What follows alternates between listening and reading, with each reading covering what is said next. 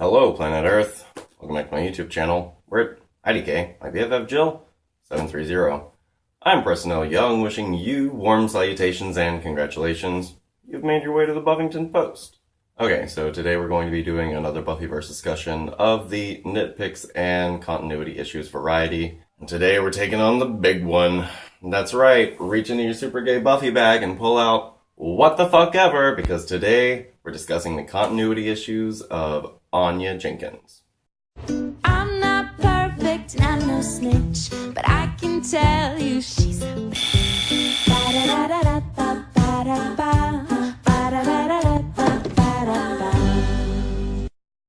Right, so Anya shows up in season 3, and she is a vengeance demon, blase blase, and she's created this persona for herself to appear to the students of Sunnydale High School. So she goes after Cordelia, whatever. So Harmony says that Anya's dad bought a utility or something, and that's why Anya has moved to Sunnydale with her family, right? So, okay, let's assume that Anya has created this whole persona for her to, come in and be in this place. So it is, feasible that she could have actually created these parents that are just magically created, right? Sure, she can bend reality with her wishes as it is. So, yeah, she loses her powers because the wish that she granted went all haywire and turned out the other way, and now she's stuck in Sunnydale, powerless. But she chooses to stay here, okay? She chooses to stay here. We know that she's 1,100 years old. We find out later that she knows Dracula. She's pretty obviously well connected within the demon community. So why does she choose to stay in Sunnydale High School? Why does she even choose to go to high school? The only reason that we can have this argument is that she has these parents that she magically created for this Anya Jenkins persona, and that is the only force that would be forcing her to go to high school. You feel me?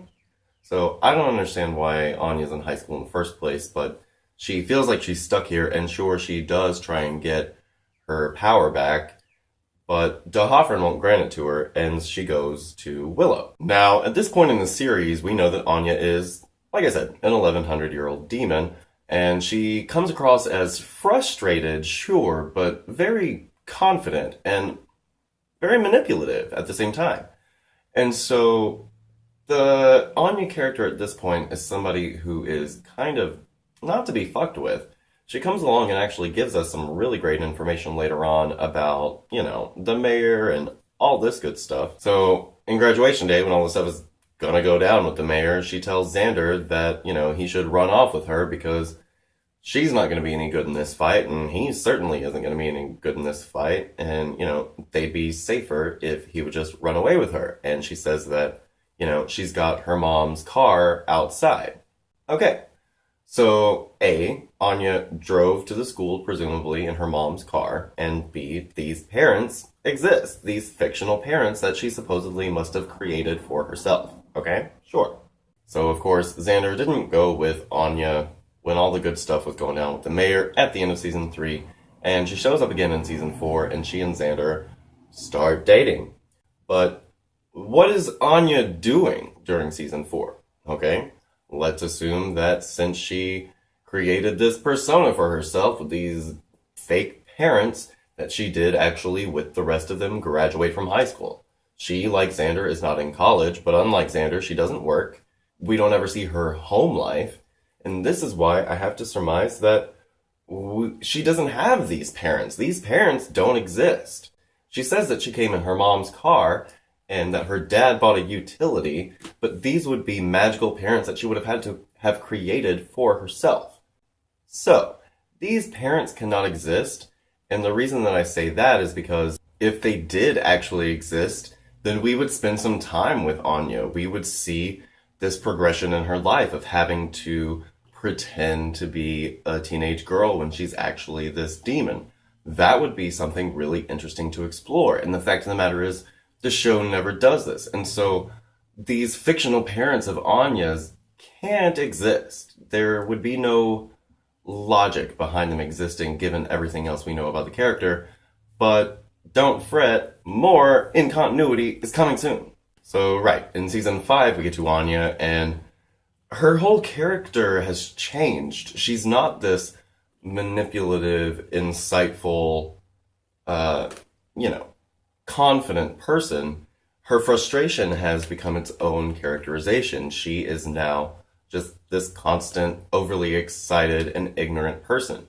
And this is incongruous with what we've seen. So now we get to Triangle, and in Triangle we find out that Anya was turned into a demon because of this spell that she did against Olaf, this guy that she was dating way back when, okay? So, yeah, Anya was apparently made Vengeance Demon because she made Olaf into a troll.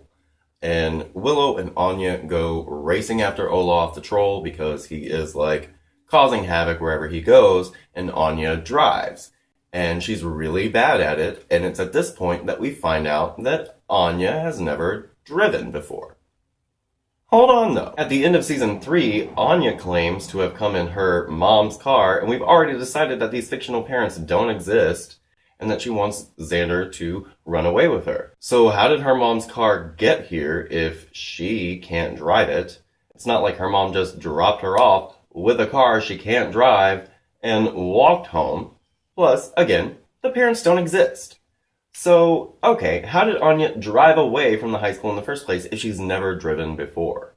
Alright? So, yeah, whatever. At the end of the season, Anya is describing Olaf as a troll god. So, okay, I realize this isn't really an Anya continuity thing, but Anya knows more about this nigga than anybody, and she never described this troll god aspect when he showed up in the first place.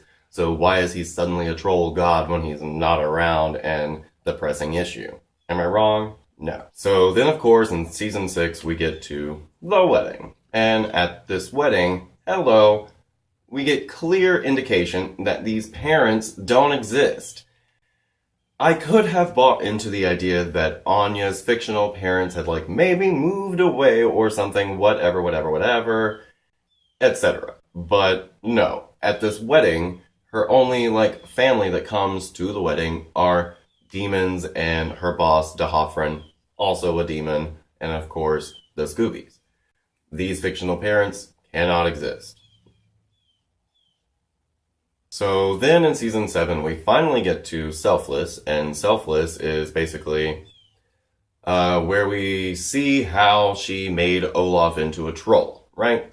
So, okay, yeah, she turned Olaf into a troll, but I don't think they were dating because, okay, this is way back the fuck when, and they're primitive Viking people, so Olaf comes in as if he's coming home. Anya and Olaf are clearly living together, which by this time frame and standard, they may as well be married and not dating.